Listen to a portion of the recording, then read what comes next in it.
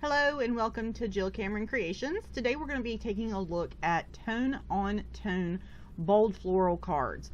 Of course, you can use any big bold image that you have. I'm using the Simon Says Stamps Beautiful Flowers stamp set, and I think I have to agree with Amy R over on Prairie Paper and Ink that this is probably one of my most favorite stamps. It is so versatile. I can do so much with it, and it's a snap to make really quick cards because, oh my goodness, you forgot your friend's birthday, oh my goodness, you forgot an anniversary, anything, and just a little pick me up for your friend, anything like that, this kind of card is really amazing for. So what I did was I picked a couple different light cardstock colors, and then I picked up my Distress Oxide inks. Now, you don't really think about stamping with Distress Oxide inks, but the thing that I really like about it is that you don't have to necessarily stamp multiple times because you get that pigment and dye ink quality about them. And the only reason that I stamped the peacock feathers twice on that paper is the first time it just wasn't bold and dark enough for me. I really liked the color combination, it just wasn't dark enough. So I just stamped it twice. It wasn't anything about a bad impression or anything. It was just, I wanted it a little darker. If you use your Misty to do this kind of stamping, use a creative corner that goes with your Misty, and it makes placement of your paper a snap. You don't have to reposition anything. Now, you saw me pull out a drawer.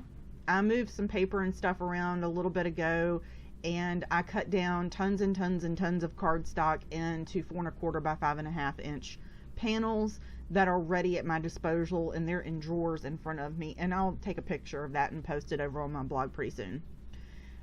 Now, pink on pink, absolutely gorgeous. And I also wanted to include a couple of little things that you could do to dress these up. You could take a white pencil and color in some of the flowers, or you can leave it plain like I did. You can also do Wink of Stella on some of the flowers. You could do black on white and white heat emboss the floral image, and then do a pop of color with the sentiment. There's a lot of different things you can do with this in simple and quick cards. I made the 2 cards here. The video itself, original length was about 20 minutes, and it took me about 20 minutes to make 2 cards, which isn't that big of a deal. Now, I will say I am not one of those people that is really good at placing this stamp in a corner or anywhere on my Misty and sliding my paper around to get alignment. I can't do it. It's just not in me. I actually stamp sentiments a whole lot more here lately with an acrylic block instead of in my Misty. And I've actually found myself going back and using my acrylic block a whole lot more. I love my Misty, but sometimes, you know, you got to go back to the old ways, and it's still absolutely wonderful. Anyway, so we're going to white heat emboss a sentiment on a piece of black cardstock, and I'm going to do this twice, so for both of my cards. And also we're going to trim down the card panels themselves so that I have a itty bitty teeny tiny little white border around the edge of them. There's not very many like the rectangle dies, there's not very many that don't have some sort of an adornment on them. And I didn't want to use my stitched rectangle dies. I absolutely love them, but I didn't want to use them for this instance. And I pulled out my Spellbinders. They have a card creators series of dies that are specially made for 4 1/4 by 5.5 inch card makers. They also have it in 5 by 7, so that you have perfectly square panels that have just a teeny bit of a recess on them to make it look a little bit like a border around your images. And I absolutely love it. The cloth that I'm using to buff this off is a microfiber cloth, and it works really well. You don't have to use an eraser or anything like that. It buffs off all of the extra embossing powder. Easy peasy lemon squeezy. Trim those down with my Fiskars reinforced paper trimmer, and the blade placement is right up against that silver bar, which I absolutely love. I wouldn't trade that trimmer for the world. And then I'm going to take my little scissors and just snip off the ends of those, so I have a perfectly rectangular little thing there, little sentiment strip. The foam tape that I'm using is some from, I believe it was actually from Stampin' Up. I know Jennifer McGuire showed it probably middle of last year sometime. They are the strips that are already pre-cut for you, and I have some left over from where I tried it, and I do like it. It's a little expensive for me to use regularly, so I have some left over, and I'm talking about the edge of the packaging, ladies and gentlemen. I mean, like the part that isn't cut out. I cut that stuff up a million ways from Sunday and use every single bit of it. So keep that in mind.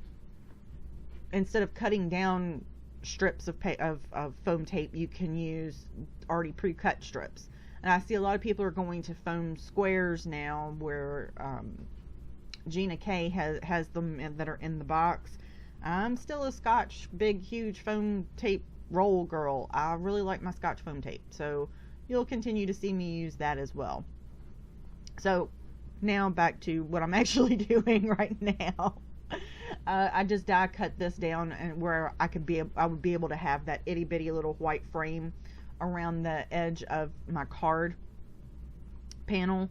And if you look real close, I think I actually rotated the card panels on the front when I finished my cards off. This green washi tape that I'm using to hold down the die in place onto my card panel, it's a little bit too sticky. Just put it on the palm of your hand, your wrist, pick up some lint with it that's set around, and it will take some of that sticky off so it won't hurt your paper.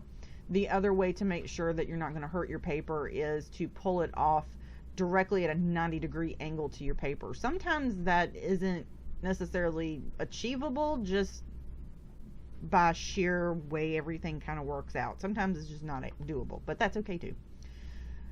Most of the time I have the luck of, if I just put it on my hand, it works perfectly fine. So pull out my card bases, because I've made a bunch of card bases too, and I'm going to adhere these. I finally remembered that I had my AGT tape runner, and AGT, that's not what I meant to say. I don't think it is. ATG? ATG, Advanced Tape Glide. There we go. AGT is America's Got Talent. Been watching that too. Anyway, so I really like the tape gun. It just takes up a lot of room on the desk is my only complaint about it. I do like the adhesive. I like that permanent stronghold adhesive. Temporary adhesive and erasable adhesive and all that kind of stuff just doesn't do it for me.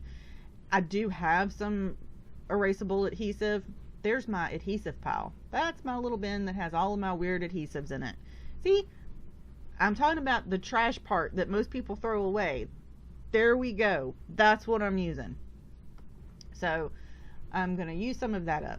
Anyway, so I get fascinated watching myself making these videos sometimes, and I can't believe those are my hands doing these things. So I have to stop and pause and remind myself, hey Jill, that's actually you making the card there, honey.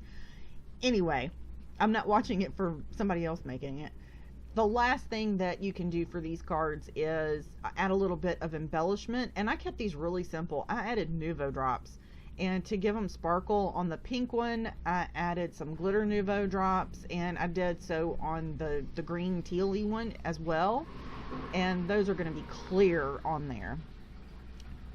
I don't have all the colors. All of them are, I just have a little bin that I have some of my favorite colors in, and that's it. I don't buy everything of all of the things. I wish I could, but I don't buy all the things of all the things.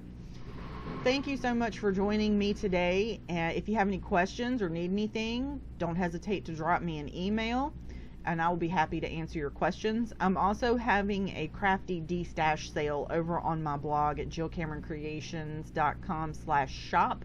So head on over to check that out. It's a lot of Stampin' Up stuff over there right now, and I will be putting more stuff up as well in the future. And don't forget to subscribe to my YouTube channel and find me over on Instagram and Facebook at JillCameronCreations.com. And our cards are just about finished. Yay! Thanks so much for joining me today. Have a great day.